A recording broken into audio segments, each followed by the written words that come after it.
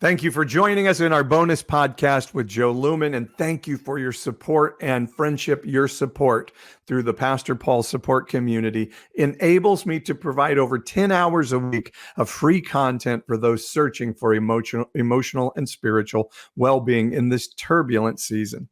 And we all are seeking it out together in community, some of us having lost our church community altogether.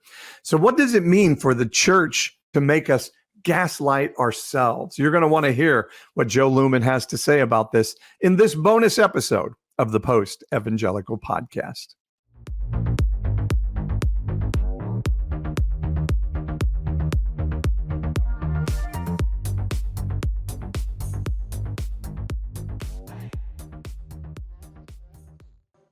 Thanks for joining us on the bonus podcast. Just had a lively discussion with Joe Leuhmann, who calls herself a reluctant pastor, which I love. I love that term, and we'll delve into that a little bit. But I just want to tell those of you who are in the Pastor Paul support community how much I appreciate you. Thank you. I know most of you do be a part of this community, not because you want special gifts and other things, which I really appreciate, but I like to give you a little extra insight into our guests in the podcast. So Joe Leuhmann has been kind enough to give a little extra time. And I want to start with you. You said you were sort of taught to gaslight yourself in the evangelical Christian church. What do you mean by that? What does that look like? So all of us really are taught to gaslight ourselves inside of toxic, abusive Christian spaces. And what that looks like is that you convince yourself that what they are telling you about who you are and who others are is more accurate than what you yourself are telling yourself. So when you say, I am gay, the church is like, no, you're not gay. You are just a sinner. And sinners have these urges, and you have to just pray and God will take it away. And you find ways to convince yourself of that and betray yourself in order to be able to continue to find belonging into the church. And that can happen in all different kinds of ways. When they tell you you're not a brown person, you're just a child of God. Like, we all have the same identity, and they pretend that there are no racial dynamics happening amongst us. That's gaslighting. That's telling me, we're not going to talk about this, and I know that there are racial dynamics, but I don't want to talk about them. So we're all going to just pretend that we are on equal footing when we're not. Or when they tell you you're a sinner, don't trust your emotions. Your emotions are sinful. They are fleshly. The flesh is evil. Those are all ways to distance yourself from your own self, so that gaslighting actually works, so that betraying yourself actually works. So I cannot trust my own intuition. I cannot trust that divinity inside of me, what Christians we tend to call the Holy Spirit. I cannot even trust the Holy Spirit inside of me. The Holy Spirit then becomes really just an echo of the voice of leaders around me, the echo of the voice of pastors around me, and I will gaslight myself to give prominence to that voice in order to not lose the belonging, not just to the community, but the belonging they've told me I will lose from God. Like, I will lose community from God if I don't fit into the boxes they've told me to fit. So I will lie to myself. I will gaslight myself. I will betray myself if I must, in order to not lose belonging to the community and belonging to divinity. Even though you can't, it's not true. You won't lose it. But that's what you've been told for so long, that you believe, your nervous system believes that it's going to happen. Wow. So how did that change for you? A lot of work. You know what? I invite people. I have these, I've preached this message called Decolonizing Pleasure. And one of the ways in which I started kind of reconnecting with myself was decolonizing pleasure. And by pleasure, I don't mean sexual pleasure, because we talk about pleasure, there is so many negative stories about sex that when we think about pleasure, we think about sex and we think it's bad. But pleasure is really just letting our body tell us what feels good. And so I started decolonizing pleasure and decolonizing my relationship to pleasure, and being able to sit down with myself and journal. I was journaling, which is an indigenous practice that I was taught by indigenous peoples. And the journaling was, it was intentional. Like, what do you want? I had never actually sat with myself and answered honestly, what do you want? What do you want in your life? What do you want?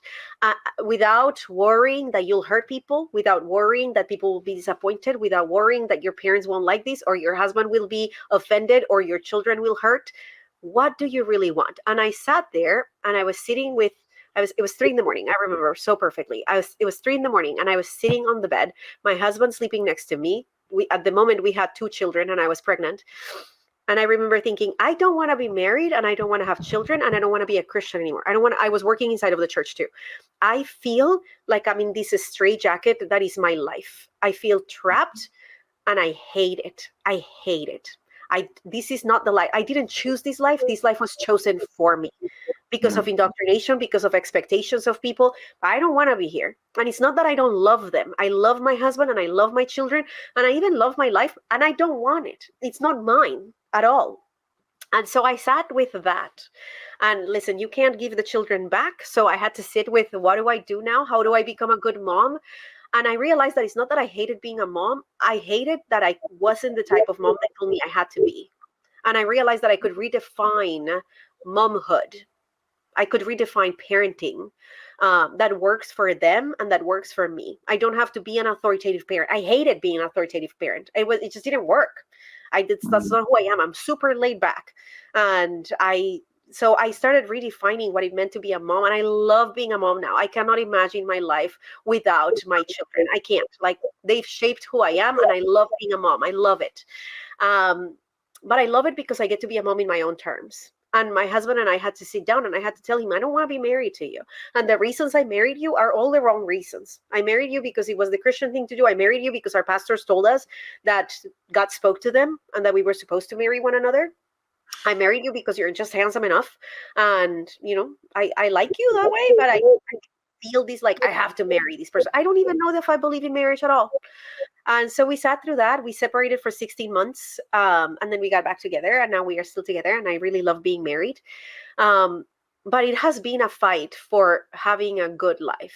I've been fighting to have a healthy, good life where I don't do things. I mean, because of systems of oppression, because of capitalism, all of us have to do things that we don't want to do, right? But I try to ensure that for the things that I do have a choice, in the ways in which I do have choice in my life, I choose. I don't let anybody else choose for me. I choose. One of the things I had a choice was my career. I hated my career. I hated working inside of the church. So I quit and I became an Uber driver. And I did that for 2 years. No shame. I realized that many of the reasons why I hadn't quit is because I was ashamed of losing status. Like, I'm a woman with a master's degree, and why are you doing Uber? And I realized that is caring about what people think about me. And I don't care. Why do I care? Why is my reputation so wrapped up into what others think about me? Who cares? Yeah, I am poor and I need to do Uber to survive. And that's fine. Like, I realized that it was rooted in classism inside of me and elitism inside of me. So I started undoing the classism and the elitism and embracing the fact that being poor is not a character flaw, as I had been told by capitalism over and over and over again. But being poor is just a reality of existing in this capitalistic dumpster fire where some of us are just poorer than others. And so I started asking, what is the life that you want and how can you craft it with the things that you can really have choice over? Choose. And I couldn't make that choice until I actually connected with my gut, with my intuition, with the Holy Spirit, with that within me, right? Until I could actually tell you that is not a trauma response, that is actually my intuition. And until you cannot tell the difference between a trauma response and your intuition, your trauma responses are the ones making the decisions. Your amygdala is hijacking your ability to make decisions. So until you can regulate your emotions enough to say, I am so activated right now that I cannot make a decision because it will be a decision that I make out of trauma. So I'm going to take a minute, regulate, and then make a decision. Until you cannot do that, heal enough to be able to feel safe enough to do that, you are not making decisions on your own. Your trauma is making them for you. And so I've been doing, I didn't do that all that. I'm doing that work. I'm still doing that work because that still happens. I still have to consider, like, why am I doing this? Why do I show up on social media? Why do I fight with all these guys all the time? Is it for attention? Do I do it for attention? Do I do it for the dopamine little shots that I get in the brain when I get a lot of likes? Is that the reason I'm doing it? And I have to consider all of those things. And I have to continue to call bullshit on myself. And that's part of a spiritual practice that I have. Like, I sit with myself and I journal every morning and I go, why do you do what you do? Why do you show up in the ways that you show up? Why do you do the jobs? I do different jobs here in San Diego. Why do you do the jobs that you do? Why do you volunteer in the ways that you volunteer? What kind of relationship do you want to have with your children and your husband?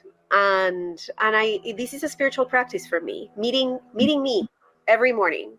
It's a spiritual practice in order to be able to connect myself with myself again, so that I don't gaslight myself to be able to fit into the systems of oppression at hand. Yeah. And gaslighting myself sounds like, take it to Jesus. Jesus will take care of it. Read the Spiritual Bible and pray. bypassing, it's all gaslighting. Yes. Wow. And so have you, and you're in the work, and I think we always should be on our journey.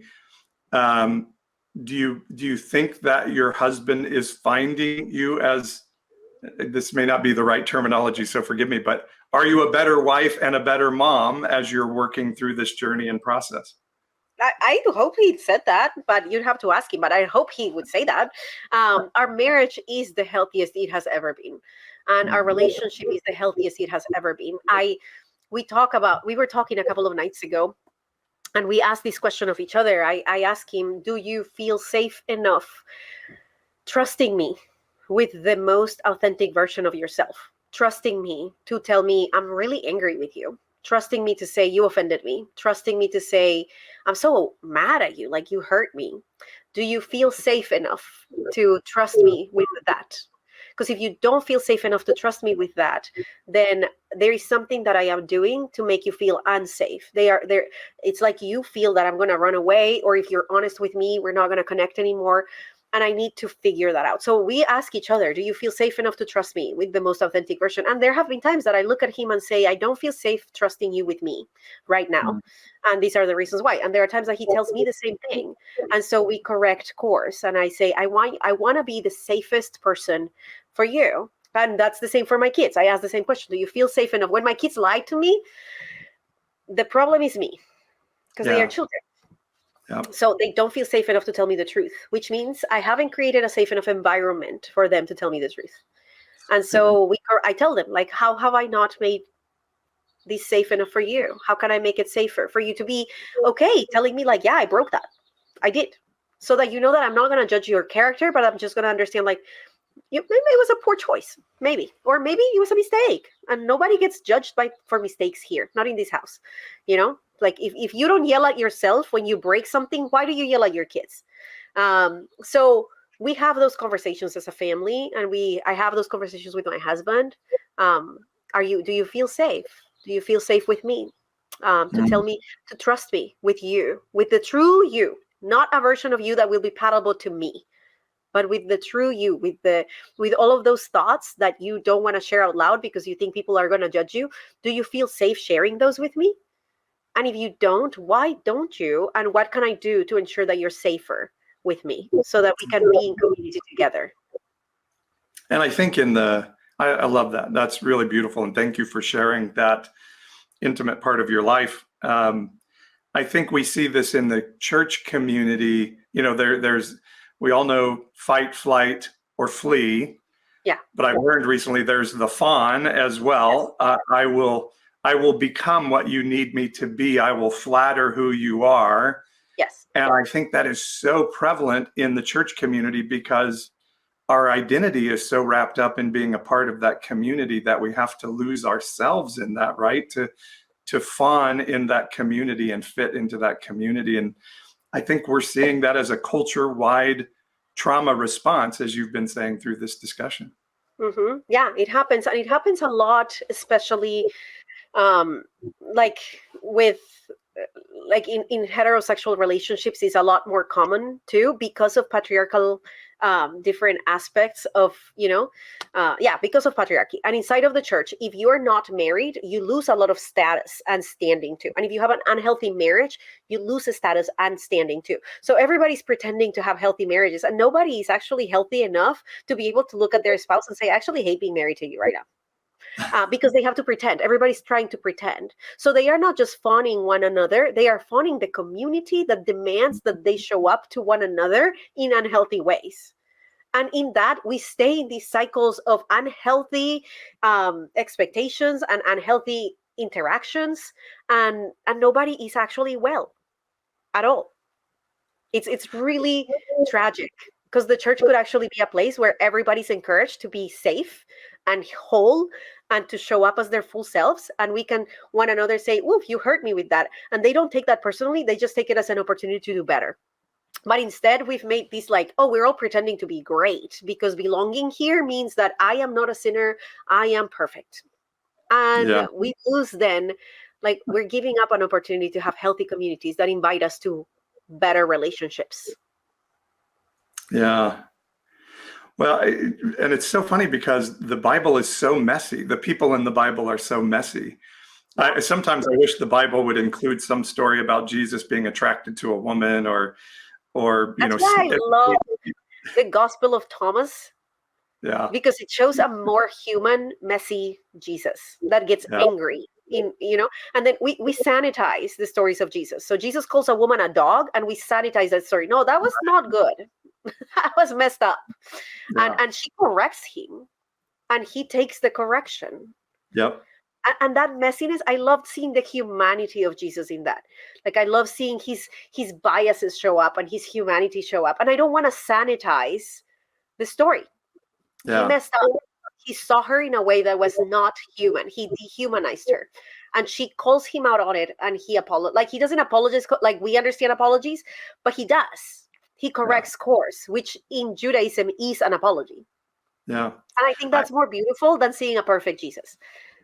I think absolutely, and I talk about the virgin birth. Like, why couldn't Jesus have been a bastard? Would that somehow ruin the story? Yeah, that's what I think he was. Yeah, I mean, why couldn't Mary have been pregnant out of wedlock? And I think it makes. I think she was abused. I think she was sexually abused. And I think that the beauty of the story is that there is this man who knows this woman was sexually abused, which in that culture diminishes her worth. And he still chooses to marry her to ensure that her worth is not lost at all, because he knows he has the power to maintain her worth by just marrying her and raising that child as his own. And that makes Joseph stunning to me. Yeah. But Joseph marrying a woman that is pregnant to the divine, that's not that, like, of course he wants to. Who wouldn't? It's a little bit of a strange story, but yeah, I do. I think Jesus, one of the Gospels says he walked into the temple on a Sunday and looked around and left and went back to Bethany. And I just see it. He stewed all night. He was like, WTF, what did I just see? And he came back the next day and lost his shit and started throwing stuff around. Yeah. I love it. I love the humanity of emotions and the messiness of all of that. And as I embrace my own humanity, I see the human Jesus, and I think he's just beautiful. Perfectly beautiful. If he was divine and knew Lazarus was going to be raised from the dead, he still cried for the pain of the moment and in the humanness of the moment. So our fear of embracing our humanity, I think, is just non-biblical, really, and really silly. That's interesting. I think it's important. And one of the other things you said in our discussion in the public podcast was that I'm trying to read my own handwriting here. If we're taking humanness away from others, or taking humanity away from others, we're taking humanity away from ourselves. What does that look like? Yeah. So we are not hardwired to not feel empathy. That's abnormal. It's what we call antisocial behavior. And antisocial personality disorders are, I know that I bounce between theology and neuroscience a lot. So I think they go well together. Yeah. They do. They absolutely do. I actually believe that theology was ancient ways of explaining neuroscience, and astrology and astronomy and all the things. But we are neurologically hardwired to feel empathy. When we don't feel empathy today as adults, like as adults that are evolved and that have all this language, we call that an antisocial personality disorder. It's a disorder. It's when your brain is not working well enough that you can actually connect with another human and see them as fully human and feel empathy for them. There are studies that show that when you that show that white people feel less empathy for people of color. Their brain is hardwired to feel less empathy for people of color. They've dehumanized us because the only way that you can feel less empathy for another human being is by convincing your brain that they are less than human. You cannot, like, your brain is hardwired to see another human, and the mirror neurons that we share tells you that's another human, that's one of you. When you hurt them, it hurts you too. You can feel their pain because you've experienced pain like humans experience pain. And the only way that we can trick our brain into into hurting another, into not feeling empathy, the only way that you can trick your brain into not feeling empathy for another is by dehumanizing them, by making them objects. So it's not that bad because they are not Christians. It's not that bad because they are brown and black. And none of that is happening at a conscious level. It's all subconscious hardwiring. It's all implicit biases that are happening in your brain. But when you do that, you are losing a part of your own humanity because you are choosing to not see another that mirrors you as an equal. And therefore, you're losing a mirror of yourself. You're losing a mirror of who you are. You're choosing to see a part of them as inhuman, as less than human, and therefore you're choosing to see parts of yourself as less than human too. Because as much as women and men are different, all of us have feminine and masculine energy and masculine attributes and feminine attributes inside of us. And when I choose to look at you and say, you're a man and I'm going to dehumanize you, it doesn't happen. It happens the other way around. I'm losing part of my masculine humanity too. And that happens with everyone. When I look at an indigenous person and a black person and anybody, and I say you're less human than me, I'm losing the part of them that is connected to me that makes us both human, because we are not the disconnected beings. We think we are because we cannot see the quantum field connections between one another. But when all of my energy, all of my neurobiological connections, all of the hormones that are going through my body quite literally affect you. They quite literally make an impact on your body. I can affect you. I can make something about you. Like I can affect you at the neurobiological level. I can do a lot of things to you because we're both humans. So we're connected. We're connected neurobiologically. We're connected hormonally. And so when I dehumanize you and I choose to see you as less than, I'm losing that connection with myself too. I'm not just losing you. I'm not just dehumanizing you. I'm losing a part of me too. I'm dehumanizing a part of me too. We are not individuals. We are interconnected. We're interdependent. And I cannot lose your humanity without losing a part of mine. I will always have to lose a part of mine. I will have to turn off a part of my brain that chooses to not feel empathy for you, even though that's the normal behavior in my brain. I have to fight my brain to see you as less than and make that an implicit bias, a hard wiring in my brain that happens subconsciously. But if I become conscious of that, I can't do it. I can't dehumanize another. That's why they say that proximity is so helpful. It's just that it harms me. But I cannot sit. I went to Turkey and I sat in people's homes, Muslim people's homes, that were so incredible to me and that taught me about their faith and that taught me about hospitality. And I could not sit in front of these people and look at them in the eyes and say, you don't know God. I couldn't because I'd be denying reality. They were being God in my life. They were being the hands and the feet of God in my life. They were caring for me and for my children, and they were being hospitable, and they were loving me in ways that at the time Christians couldn't love me. They were ostracizing me. They were telling me I didn't belong anymore. And Muslim people were loving me so well. How could I look at them in the eyes? This proximity made me see the human in them and say, your God is as real as mine because I see it in the way that you are. I see it in your actions. And so when we get this proximity, it doesn't matter. All the implicit biases that I had been given about Muslims being fake and worshiping a fake God were out the window in the 6 weeks that I was in Turkey, sitting in their homes, eating with them, seeing them, listening to them, understanding their culture and their religion. They were out the window because my brain could not sit with the cognitive dissonance of my implicit bias and the reality that I was sitting in front of. So you can think that Black and brown people are ignorant, that we are stupid. Sit with me for an hour at dinner once a week for a few months.